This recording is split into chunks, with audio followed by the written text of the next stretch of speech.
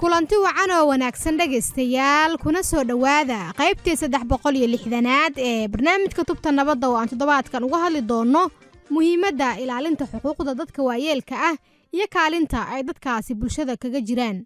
sanad walba horaanta bisha Oktoobar waxaa adduunka oo dhan laga xusaa maalinta caalamiga ah ee ilaalinta dadka da'da ah iyo sidoo kale in la aqoonsado kaalinta ay dadkaasi uga jiraan nolosha bulshooyinka. baaqa caalamiga ah ee xuquuqda aadanaha ee la meelmariyay sanadkii 1948 waxa uu tilmaamayaa in la dhowro xuquuqaha dhammaan dadka oo ay ku jiraan dadka waayeelka ah sida inaan la dhibsan oo aan culays loo arkin maadaama ay door muuqda ka qaadan karaan dhaqaalaha bulsho kasta oo meel ku wada nool. dalkeena Soomaaliya markaan eegno dadka waayeelka ahi waxay bulshada uga jiraan kaalin muhiim ah waana kayd laga dheehdo sooyaalka ummadda, hidaha, luqadda, xeerarka bulshada iyo maareynta nolosha intaba. dadka waayeelka ahi waa qaamuus laga baran karo heesaha, gabayada, maahmaahyada iyo asalka micnaha ereyada waxayna hagitaan iyo tusaaleynba siin karaan dhalinyarada. markaad eegto dadka waaweyn waxay udub dhexaad u yihiin xalinta colaadaha iyo dib u heshiisiinta taasoo iyaduna ah mid bogaadin mudan. sidoo kale dadka waaweyn waxa ay qayb ka qaataan dhaqaalaha maadaama ay caawiyaan xubnaha qoyska ee shaqeeya sida inay carruurta ka hayaan marka waalidku shaqada ku maqan yahay. mahadsanid guutaale balse aan ugu horeyn barnaamijkeenu ku bilowno waraysi aan la yeelanay Kamaal Daahir Cabdiqaadir oo sanduuqa qaramada midoobay ee dadweynaha ee UNFPA u qaabilsan arrimaha jinsiga iyo dhalinyarada waxaana aan ugu horeyn weydiinay su'aal ku saabsan xaaladda dadka waaweyn ee ku nool Soomaaliya. xaaladda ay ku sugan yihiin dadka waaweelka waayeen ee Soomaaliya waxay xaalado aad u kala duwan waxa jira Soomaaliya guud ahaan duruufo abaareed oo aad u soo noqnoqda oo ay sababto isbeddelka cimiladu. waxaa kaloo Soomaaliya jira gaar ahaan koonfurta Soomaaliya gobolada la wabiyada fatahaado ay keenaan wabiyadu mararka roobku da'aan iyadoo la filayo dhawaan inay roobkii dayrta da'ayaan oo saadaasha roobku waliba ay sheegayso in roobo fiican di'i doonaan. xilligaas oo kale dhibaatooyinkan bini'aadanimada dhacaya si gaar ah u sii saameynaysaa ama u taabanaysaa dadka waayeelka ah oo maadaama ay tabar darro iyo waaweyniba ay leeyihiin si gaar iyaga saameyn gaar ugu yeelanaysaa. intaa marka laga yimaado dadka Soomaaliyeed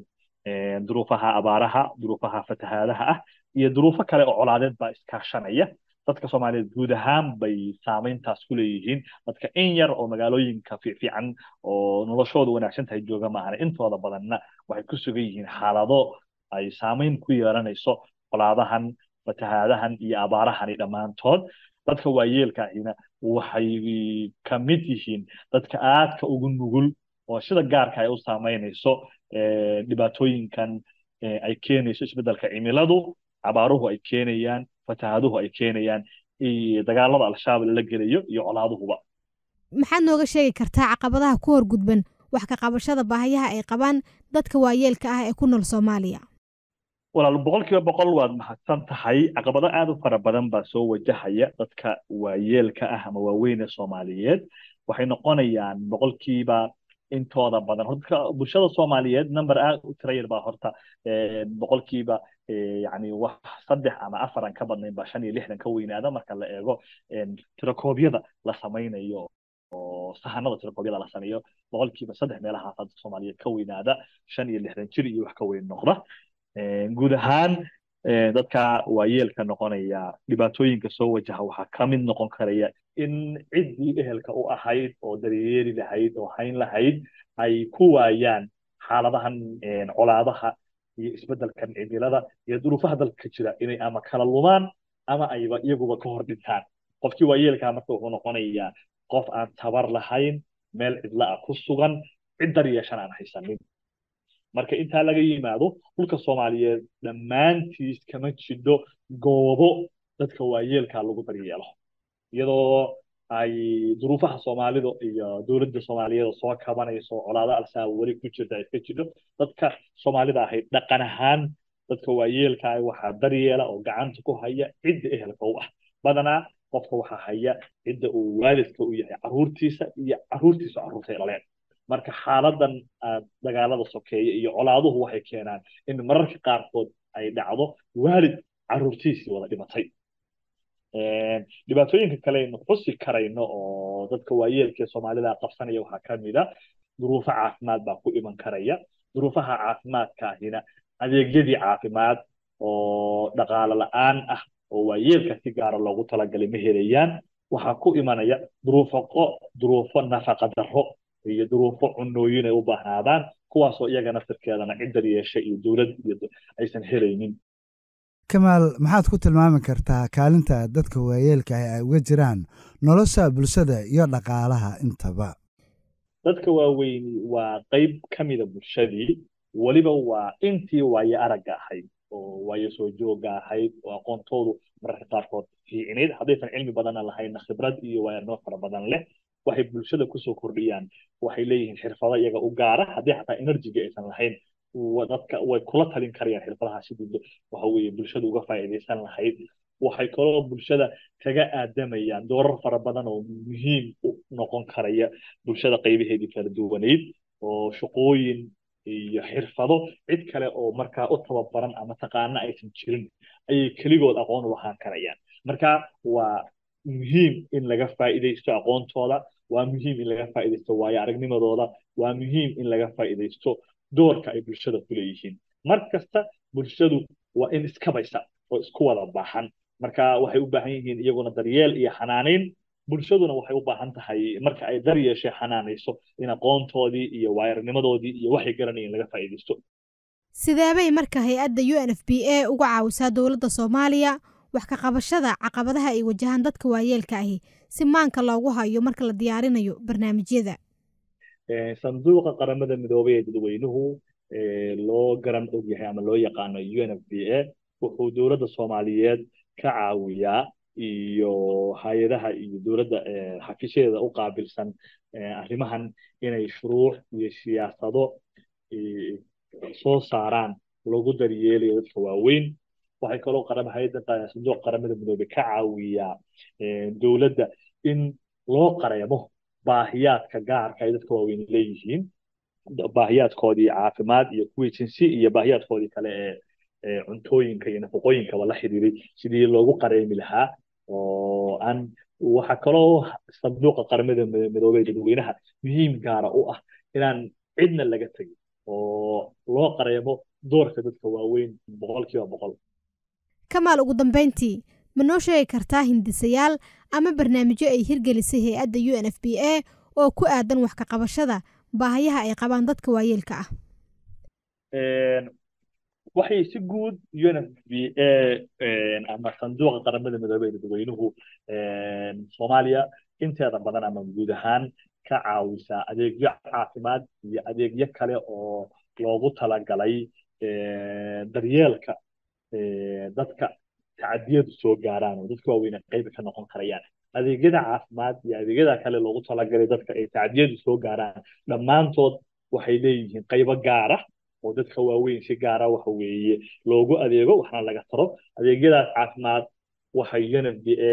ama sanduuq qaramada midoobay bixisaa dawooyin lacag la'aan ah la talin lacag la'aan ah iyo waliba dhakhaatiir iyo dad kale oo kalkaaliyaal caafimaad oo baaritaano iyo u sameynaya dadka waaweyn baaritaano iyo adeegyada u baahnayeen aad buu u mahadsan yahay kaasina dhegeystayaal waxa uu ahaa kamaal daahir cabdulqaadir oo sanduuqa qaramada midoobay ee UNFPA u qaabilsan arrimaha jinsiga iyo dhallinyarada walina dhegeystayaal waxaad la socotaan qaybtii 360aad ee barnaamijka tubta nabadda oo aan toddobaadkan uga hadlayno muhiimadda ilaalinta xuquuqda dadka waayeelka ah iyo kaalinta ay dadkaasi bulshada uga jiraan markana dhegeystayaal aanu gudubno waraysi aanu la yeelanay Mahdi Cali Cismaan oo ah madaxa hay'adda Taakulo oo ah hay'ad maxalli ah oo saldhigeedu yahay magaalada Garowe ee dowlad goboleedka Puntland waxaana aan ugu horreyn weydiinay su-aal ku saabsan sida hay-addiisu ay ula shaqayso dadka da'da ah gaar ahaana marka ay fulinayso barnaamijyadeeda. horta sida xaqiiqda waa dadka waaweyn waxa weeye waxay fure u yihiin qaabaynta ama shayminka sida qaar loo qaado bulshadu ay u ekaanayso sababta oo ah qoys kasta dadka waaweyn waxay ku leeyihiin guidance roolka inay iyagu gaadgareeyaan waxyaabaha dhaqamada kajarada dabeecadihii jiray waxyaabaha stereotypeska jiray cidda soo rekoorgarayso u soo gudbisa go'aamada qoyska waxoo dhan waxay rool weyn ay aad u weyn bay ku leeyihiin marka barnaamijyada oo dhan waxaanu ku jirnaa qayb wacyigelin loogu sameynayo dadka barakacayaal macnaha waaweynka da'da waaweyn si loo helo dadkaas inay door ku yeeshaan in isbeddel bulsho yimaado oo dabeecadihii iyo dhaqamadii for example qaybtood oo negatifeka ahaa laga guuro u yimaadaan dadkaas fure ayay u yihiin midda kale waalidku badanaa dadka waaweyni badanaa iyagaa guryaha jooga waalidku hooyada yar ama aabbaha yar waxaa laga yaaba inuu noloshiibuu raadiyaa carruurtii iyagaa haya jaaniska ugu badan carruurta iyagaa u hela haddii aanay iyagu joogin guriga dhib ay hooyada ku noqonaysa inay ilmihii nolol u raadsato ama wax u raadsato taas marka waalidka da'da waaweyn waxay siisaa jaanis fiican oo ilmihii dhaqamadii iyo waxyaabihii jiray iyo wax kaga dhaadhicin karaan. mahdi ma noo sheegi kartaa barnaamijyo aad ka hirgeliseen goobaha ay ku nool yihiin barakacayaashu oo saameyn wanaagsan ku yeeshay nolosha dadka da'da ah? tusaalayaal badan baan soo qaadan karaa dadka waaweyni waxay isku dayaan xirfadaha ay yaqaanaan ama ay isleeyihiin waxbay u tarayaan carruurtaada waxaa inay u gudbiyaan carruurtooda oo tusaale ahaan waxaan dhacday islaan weyn ayeeyaha inay xarun timaado xarumahaya ka mid ah oo dumarka hal xirfado iyo wax lagu baro waxay tiri waxaan rabaa inaan barto xirfadda dawaarka annagoo la yaaban markii hore da'deeda iyo waxaan waa ka aqbalay maadaama iyadu himadu haysto xirfaddii way baratay gurigeedii mashiin yar dhigatay dhaqaalay reerkii kusoo kordhisay waa hal qodob kasii fiican waan 6 bilood kadib markaan dib ugu noqonay aan ogaanay waxa weeye waxay xirfaddii bartay carruurtii ay iyada u ahayd oo waxaan ugu tagnay carruurtii dharkii tolaya markaan weydiinay oo yidhi yaa xirfaddeedii baran waxay noo sheegeen ayayaana bartay waalidka marka da'da waaweyn ama ayayooyinka iyo badanaa waxyaabaha dhaqamada keliya ma gudbiyaan wixii kale oo u arkaan inay faa'iido u leeyihiin cunugana way u gudbiyaan marka waxaan aragnay ilmihii marba mid dawaarkii bahalka dharkii tolayo oo reerka u shaqaynayo marka waxyaabaha ay dhaqanka ay gudbinayaan xirfadaha ay u gudbinayaan carruurta maadaama ay jaanis badan u helayaan oo waxyaabo aada u muhiima weeye oo waa ka mid waxyaabaha aan hadda ilaa hadda kuu sheegi karo. ugu dambeyn mahdi maxaa tala ah oo aad u jeedin lahayd qaramada midoobay si baahiyaha dadka da'da ah loogu daro barnaamijyada la diyaarinayo mustaqbalka? horta sidaan dee kuu sheegay dadkan waa furaha isbeddelka bulshada dadka haddii aynu laga tago oo aan macnaha barnaamijyada laga qayb gelin weliba barnaamijyadan la rabo in bulshada wax lagaga bedelo ama bulshada wax loo gudbiyo maadaama ay la talinta iyo hagidda qoyska iyo talooyinka ugu badan ku leeyihiin waxaa muhiim ah in iyaga loo isticmaalo inay furihii isbeddelka noqdaan oo iyaga haddii dabeecadahooda iyo dhaqamadii xunxumaa laga tirtiro oo dhaqamo wanaagsan lagu abuuro oo la tabaro oo awoodooda xirfadahooda iyo kor loo qaado waxay keenaysaa isbeddel weyn oo bulsho inuu dhaco oo in iyaga awoodooda iyo aqoontooda iyo garaadkooda iyo ka qaybgelintooda midda kale waa qofka weyn marka isaga barnaamijka uu og yahay inuu door ku leeyahay awoodda ugu badan buu gelinayaa si barnaamijkaas u guulaysan lahaa ama u socon lahaa waa awoodda ugu badan u gelaysanaya marka loo eego dadka dhalinta yar marka dadkaas waxaan qabnaa inay aad laga maarmaan u tahay inaynu barnaamijyada loo sameeyo waliba barnaamijyo capacity building oo maskaxdooda iyo dhaqan bedelkooda ayna laga maarmaan tahay in barnaamij kasta oo la sameynayo ay qayb ku lahaadaan anigu talada aan soo jeedin lahaa taas weeye aad buu u mahadsan yahay kaasina dhegaystayaal waxa uu ahaa Mahdi Cali Cusmaan oo ah madaxa hay'adda Taakulo oo ah hay'ad maxalli ah oo saldhigeedu yahay magaalada Garowe waxaana wareysigiisa ugu dambeeyay barnaamijkeennii tubta nabadda oo ay mar kale maanta halkan idinkala socodsiinayeen Cali Maxamed Guutaale iyo anigoo Fatxi Maxamed Axmed fadlan noo soo gudbiya aragtiyadiina adinkoo noogu soo hagaajin kara barta aan ku leenahay Facebook oo ciwaankeeduna yahay tubta nabadda hase yeeshee waxaad hadda u diyaar garowdaan qaybtii u dambeysay barnaamijka oo ah qaybtii qadadka taleefannada adinkoo naga soo wici kara taleefan nambarada idaacadaha aad barnaamijkan ka dhageysanaysaan